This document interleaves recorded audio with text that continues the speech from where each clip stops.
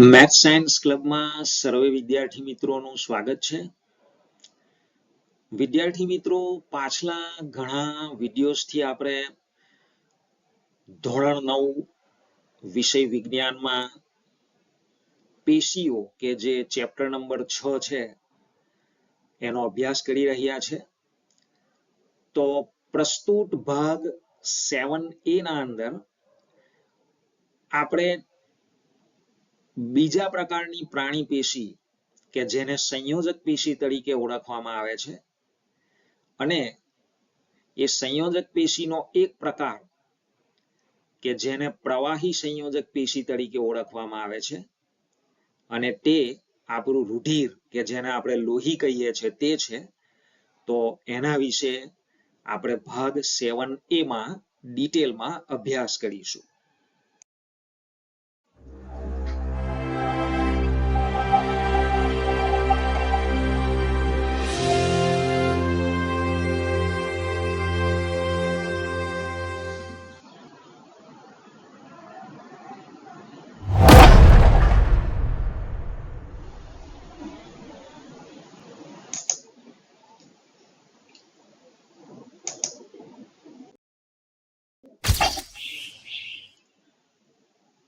તો વિદ્યાર્થી મિત્રો, બીજા પ્રકારની પ્રાણી પેશી કે જેનું નામ છે સંયોજક પેશી. તો આ પેશીના જુદા જુદા 7 પેટા પ્રકારો પડે છે. હવે એ પ્રકારો કયા છે તે આપણે એક પછી એક જોઈએ. તો પહેલો પ્રકાર છે પ્રવાહી સંયોજક પેશી. દાખલા તરીકે આપણું રુધિર જેને આપણે લોહી કહીએ છીએ. બીજો પ્રકાર છે અસ્થિ જેને આપણે હાડકા તરીકે ઓળખીએ છીએ. ત્રીજો પ્રકાર છે કાસ્થિ કે જે સ્થિતિસ્થાપક પ્રકારના હાડકા છે. બીજી રીતે કહું તો નરમ હાડકા છે. ચોથો પ્રકાર અસ્થિબંધ.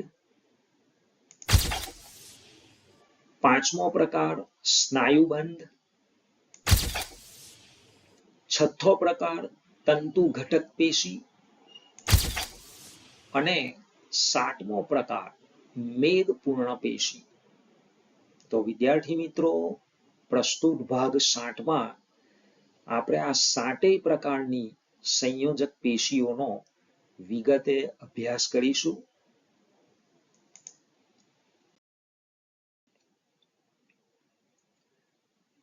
તો વિદ્યાર્થી મિત્રો, સૌપ્રથમ આપણે સંયોજક પેશીનો પરિચય મેળવીશું કે સંયોજક પેશી એ શું છે, કઈ રીતે પ્રાણીઓને મદદ કરે છે.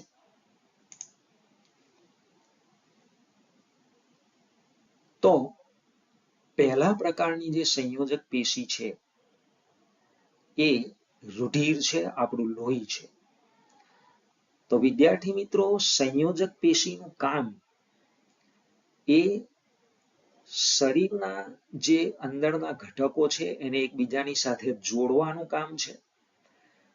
તો શા માટે રુધિરને સંયોજક પેશી કહે છે? તો વિદ્યાર્થી મિત્રો, રુધિર એક પ્રવાહી પેશી છે અને એટલા માટે એને પ્રવાહી સંયોજક પેશી કહે છે. પણ રુધિરને સંયોજક પેશી શા માટે કહે છે? કઈ રીતે શરીરના ભાગોને જોડે છે? તો વિદ્યાર્થી મિત્રો, રુધિર શરીરના વિવિધ ભાગોને જોડે છે અને પદાર્થોનું સંવહન કરે છે. એટલે કે એના એક જગ્યાએથી બીજી જગ્યાએ લઈ જવાનું કામ કરે છે. અને એટલા જ માટે રુધિરને સંયોજક પેશી કહે છે.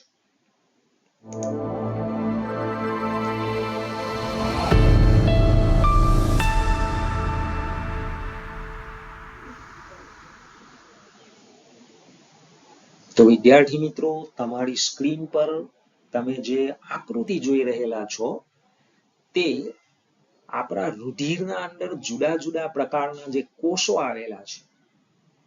બીજી રીતે કહીએ તો આપણા રુધિરની લોહીની આંતરિક રચના એ આપણને અહીંયા બતાવવામાં આવી છે. તો વિદ્યાર્થી મિત્રો, કાચની સ્લાઇડ પર થોડુંક રુધિર લઈને એ સ્લાઇડને માઇક્રોસ્કોપમાં જોવામાં આવે તો આપણને આ પ્રકારના જુદા જુદા કોષો આપણા લોહીના દેખાય છે.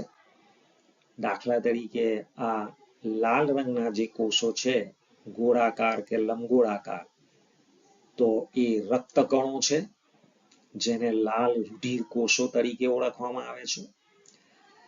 ત્યાર પછી આ અનિયમિત આકારના કોષો છે, જેના અંદર આપણને બીજી કંઈક રચનાઓ દેખાઈ રહેલી છે, તે શ્વેત કણો છે. ત્યાર પછી આ સ્પિન્ડલ આકારના એટલે કે ટ્રાક આકારના, આજુબાજુના છેડેથી સાંકડા અને વચ્ચેથી સહેજ પહોળા અને પ્રમાણમાં નાના જે કણો છે એ ત્રાક કણો તરીકે ઓળખાય છે.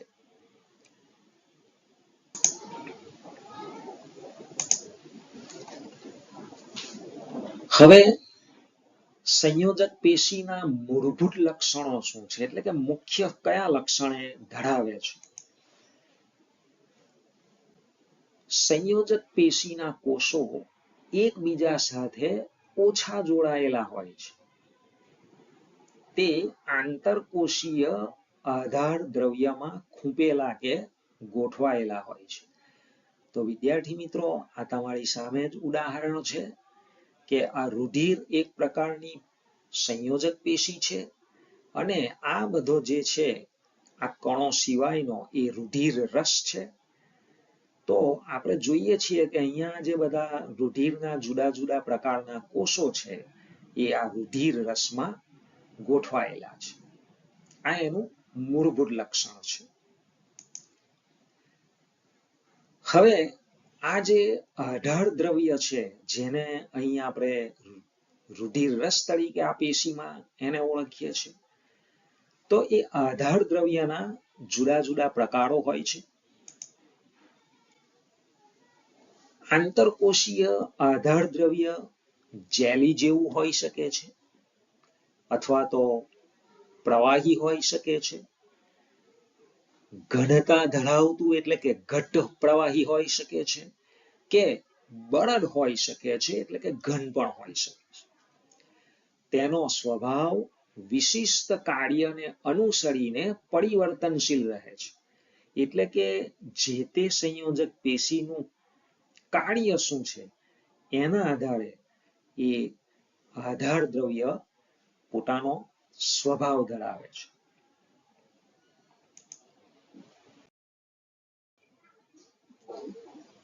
વિદ્યાર્થી મિત્રો, હવે આપણે પહેલા પ્રકારની જે સંયોજક પેશી છે, જેને આપણે રુધિર તરીકે ઓળખીએ છીએ, તો હવે એના વિશે આપણે ડિટેલમાં અભ્યાસ કરીશું. આપણને ટૂંક નોંધ પૂછી શકાય.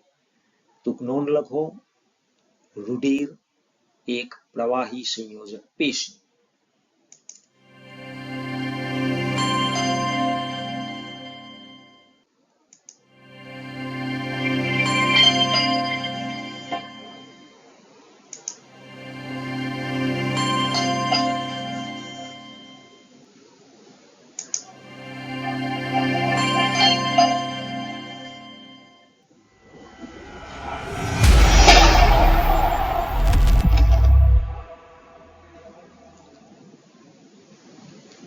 વિદ્યાર્થી મિત્રો, રુધિરમાં મુખ્ય 4 પ્રકારના ઘટકો આપણને જોવા મળે છે. જેમાં એક છે એ રુધિર રસ, જેને અગાઉની સ્લાઇડમાં પણ તમને બતાવવામાં આવ્યું, અને અહીં તમે આ બેકગ્રાઉન્ડમાં પણ જોઈ શકો છો કે આ જે રુધિરના કણો છે એ જેના અંદર ગોઠવાયેલા છે એ રુધિર રસ તરીકે ઓળખાય છે, જેને ઇંગ્લિશમાં પ્લાઝમા કહે છે. ત્યાર પછી બીજો ઘટક જે છે તેને લાલ રુધિર કોષો એટલે કે રક્તકણો, ઇંગ્લિશમાં રેડ બ્લડ સેલ્સ, ટૂંકમાં એને RBCs તરીકે ઓળખવામાં આવે છે. તો વિદ્યાર્થી મિત્રો, આ બેકગ્રાઉન્ડમાં તમે જોઈ શકો છો આ ગોળ કે લંબગોળ આકારના અને કોષ કેન્દ્ર વગરના જે લાલ રંગના કણો છે એ રક્ત કણો છે અથવા લાલ રુધિર કોષો છે. ત્રીજો ઘટક આપણા રુધિરનો એ શ્વેત કણો છે, જેને ઇંગ્લિશમાં વ્હાઇટ બ્લડ સેલ તરીકે ઓળખવામાં આવે છે. ટૂંકમાં એને WBC કહે છે. તો વિદ્યાર્થી મિત્રો, આ જે વ્હાઇટ કલરના અને અનિયમિત આકારના અને એના અંદર આ કંઈક બીજી રચના પણ જોવા મળે છે, તો એ શ્વેત કણો છે, શ્વેત રુધિર કોષો છે. અને આ ચોથો ઘટક કે જે ત્રાક કણો તરીકે ઓળખાય છે, તો આ જે નાના કણ છે સ્પિન્ડલ આકારના, ત્રાક આકારના, તો એના પરથી જ એનું નામ પડ્યું છે ત્રાક કણો, જેને ઇંગ્લિશમાં પ્લેટલેટ્સ તરીકે ઓળખવામાં આવે છે. તો વિદ્યાર્થી મિત્રો, આ ચાર એ રુધિરના મુખ્ય ઘટકો છે.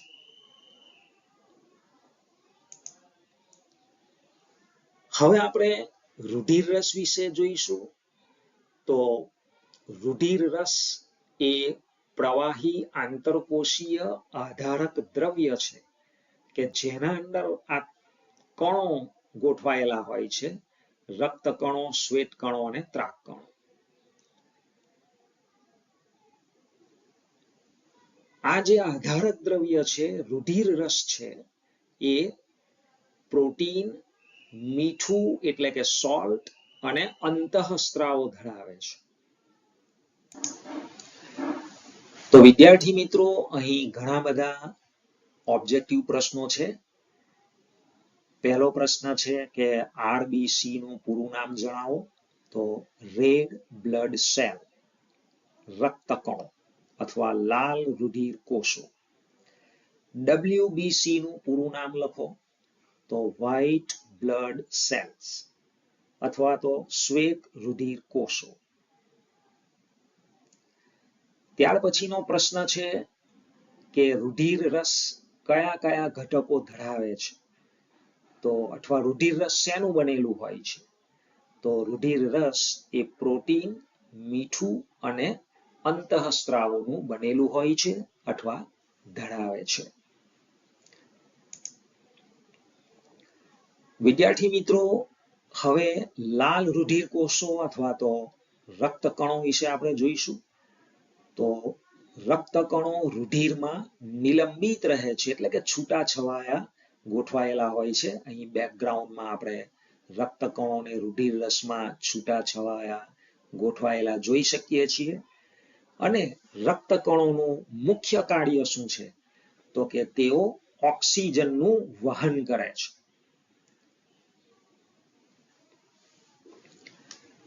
ત્યાર પછી શ્વેત રુધિર કોષો અથવા શ્વેત કણો.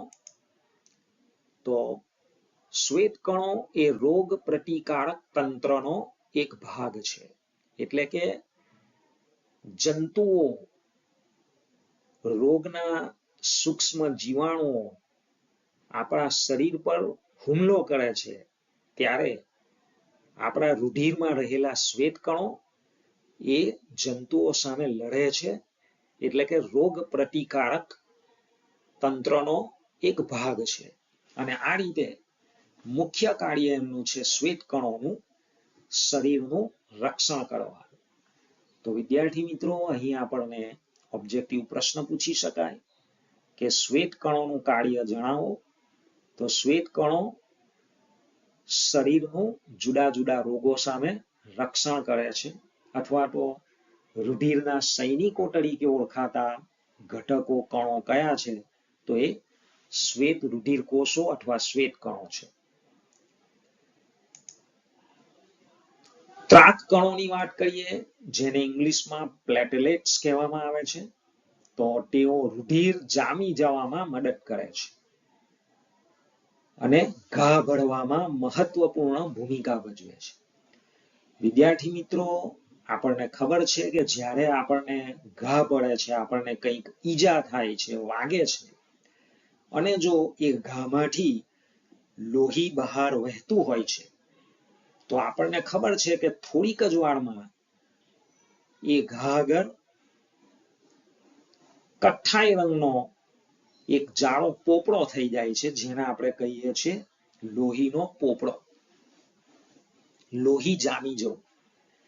તો વિદ્યાર્થી મિત્રો, આ ઘા આગળ લોહી જામી જવાની ક્રિયામાં આ ત્રાક કણો મદદ કરે છે. તો ત્રાક કણો રુધિર જામવામાં મદદ કરે છે. ઘા ભરવામાં તેઓની ભૂમિકા ખૂબ મહત્વની છે.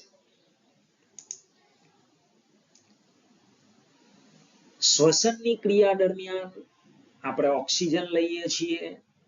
આ ઓક્સિજન ફેફસામાં અવશોષિત થાય છે, એટલે કે એનું શોષણ થાય છે, તેમજ રુધિર દ્વારા શરીરના બધા જ કોષો સુધી એ ઓક્સિજનને પહોંચાડવામાં આવે છે.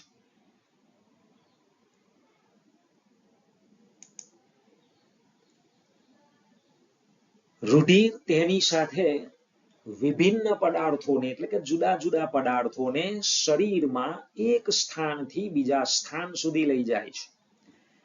તે ખોરાક અને ઓક્સિજનને બધા જ કોષો સુધી પહોંચાડે છે અને નકામા પદાર્થોને ભેગા કરી યકૃત, જેને આપણે કાળજુ કહીએ છીએ, તથા મૂત્રપિંડ સુધી ઉત્સર્જન માટે, એટલે કે એના નિકાલ માટે પહોંચાડે છે. તો વિદ્યાર્થી મિત્રો, આ રુધિરના કાર્યો છે.